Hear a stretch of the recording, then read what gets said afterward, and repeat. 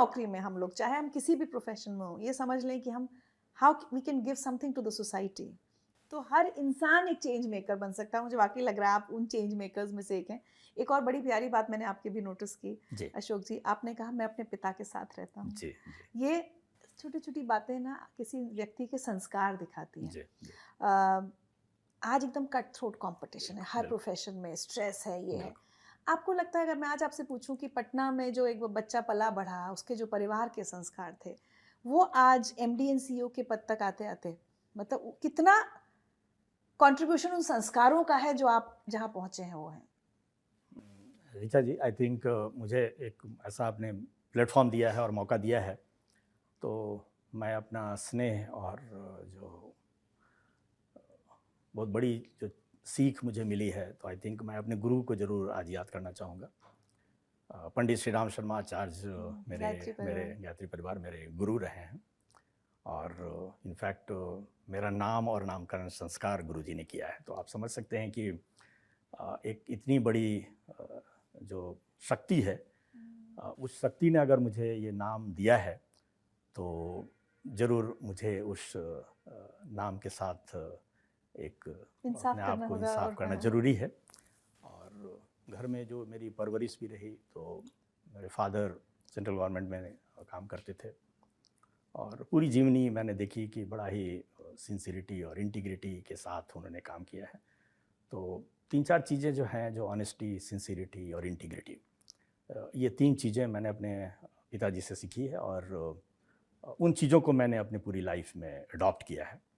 और मैं जब भी अपने एम्प्लॉइज़ के साथ, अपने स्टाफ मेंबर्स के साथ जब बात करता हूँ, तो मैं हमेशा, बिजनेस तो एक पहलू है, बिजनेस टारगेट वो सारी चीज़ें हो जाएंगी, अगर आपके भीतर ऑनेस्टी है, सिंसिरिटी है, इंटीग्रिटी है, और ऑर्गेनाइजेशन के प्रति कमिटमेंट है, कोई भी ऑर्गेनाइजेशन में आप काम कर रहे हैं, कमिटमेंट अगर आपके भीतर है, तो आई थिंक एक अच्छे इंसान आप बन सकते हैं। और बहुत ज़रूरी है आज की सोसाइटी में, जहां हम देख रहे हैं कि इतनी डिफरेंसेस है, इतनी तरीके की चीज़ें हो रही हैं, तो आई थिंक अपने आप को एक डेवलप करने का, एक इंसान बनने का एक बहुत ही ज़रूरत है सबसे पहले।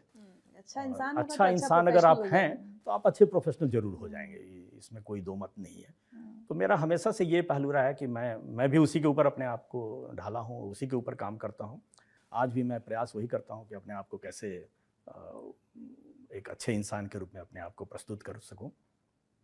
और मैं आपके चैनल से भी, माध्यम से भी, अपने सारे जो हमारे सहकर्मी हैं या जो भी लोग इसको देखें, तो सबसे पहले ये प्रयास ज़रूर करें कि हम पहले अच्छे इंसान बने, और बिजनेस टारगेट्स, कमर्शियल जो एक्टिविटी होती है, वो सारी चीज़ें बहुत अच्छे ढंग से आप अपने लाइफ में जी सकते हैं। ऐसा मैं माना जाता है, जैसे मैं भी देखती हूँ फैमिली में, अगर कोई बैंकर्स हैं तो बहुत स्ट्रेस वाला जॉब है, क्योंकि टारगेट्स हैं, या वो मंथ एंड आ रहा है, फिर वो ईयर एंड आ रहा है, मैं देखती हूँ।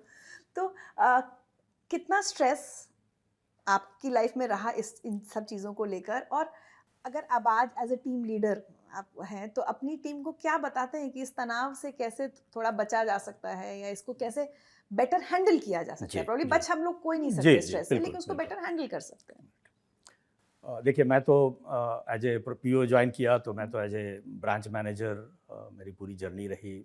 1991 से 2014 तक मैं ब्रांच मैनेजर ही था, डिफरेंट कैपेसिटी में, स्केल 1, 2, 3, 4, स्केल 5 तक, एजीएम तक मैं ब्रांच मैनेजर था, बांद्रा की एक ब्रांच में। लास्ट मेरा जो असाइनमेंट था, मैं दुबई में भी कॉर्पोरेशन बैंक को हेड कर रहा था। हाँ, 4.5 साल मैं वहाँ भी रहा। उसके बाद मैं रीजनल मैनेजर हुआ, वाराणसी में हमारी एक नई रीजन खुली थी, तो वहाँ भी मैं रीजनल मैनेजर रहा। पूरा देश घूमे हैं उसके बाद हाँ, 9 स्टेट में मैंने काम किया है, और दिल्ली में मैं जनरल मैनेजर था। तो तनाव तो देखिए, मैं इसको तनाव की तरह लेता ही नहीं हूँ। कोई भी आपको बिजनेस और टारगेट्स दिए जाते हैं, तो आपको आपके इसको देखने का दो नज़रिया। एक तो आप बिल्कुल आप फोकस करेंगे कि मुझे टारगेट ही अचीव करना है, बिजनेस अचीव करना है। दूसरा है कि आप कैसी अच्छी एक टीम बिल्डअप कर सकते हैं, और उसमें बहुत इम्पॉर्टेंट एक रोल होता है सेल्फ बिलीफ का। आई थिंक अगर आपके भीतर एक बिलीफ है कि मैं ये कर सकता हूँ, और मैं हमेशा मेरा ये मानना रहता है कि अगर कोई दूसरा आदमी कोई काम कर सकता है तो मैं भी कर सकता हूँ। ये विश्वास मुझे हमेशा रहा है और आज भी। और यही कारण है कि मैं इतने बड़े बैंक को आज बहुत सक्सेसफुली हैंडल कर रहा हूँ। कॉर्पोरेट, इससे पहले कैनरा बैंक में था, वहाँ भी मैंने सक्सेसफुली हैंडल किया। तो एक अपने भीतर आत्मविश्वास पैदा करना बहुत ज़रूरी है। दूसरा फिर इम्पॉर्टेंट रोल हो जाता है कि आप टीम कैसी बिल्डअप करते हैं। अगर आप वो टारगेट को केवल अपना टारगेट मान के चलेंगे ना कि ये पूरी टारगेट मुझे मिली हुई है और मुझे ही करना है, तो फिर बहुत स्ट्रेस आपको हो जाएगा और बहुत स्ट्रेस हो जाएगा। तो आई थिंक आपके साथ एक अच्छी टीम होनी चाहिए। और उस टीम बिल्टअप में अगर आप ब्रांच मैनेजर भी हैं तो आपके साथ 5-6 लोग होते हैं। अगर आप रीजनल मैनेजर हैं तो आपके साथ बड़ी टीम होती है, क्योंकि आपके साथ फिर 40-50 ब्रांच होते हैं। जोनल मैनेजर हैं तो आपके साथ 1000 से ऊपर ब्रांचेज होती हैं, 1000-2000 एम्प्लॉई होते हैं। तो जब तक आप अपने भीतर बिलीफ नहीं पैदा करें और अपनी टीम को ये विश्वास नहीं पैदा करें कि हमारे भीतर ये काम करने की क्षमता है, हम ये काम कर सकते हैं। एज ए ह्यूमन बीइंग हम सभी लोगों के भीतर बहुत पोटेंशियल है, लेकिन उस पोटेंशियल को हार्नेस हम कैसे करें, आई थिंक वो एक बहुत ही इंपॉर्टेंट हो जाता है। तो अगर हम इसके ऊपर फोकस करें, ना कि केवल टारगेट और बिजनेस के ऊपर फोकस करें, अगर इन चीज़ों के ऊपर फोकस करें, अच्छी टीम बिल्डिंग में काम करें, कुशलता के साथ काम करें, तो ये बिजनेस और टारगेट्स ये सब अचीवेबल हैं, सब कुछ हो सकते हैं। मुझे लगता मैं है इस क्रम में आपको लीडरशिप को सोचना बिल्कुल होगा, ये तभी वो नीचे लीडरशिप जाएगा। करेक्ट ये इनफैक्ट ये टॉप लीडरशिप से ये स्टार्ट होनी चाहिए।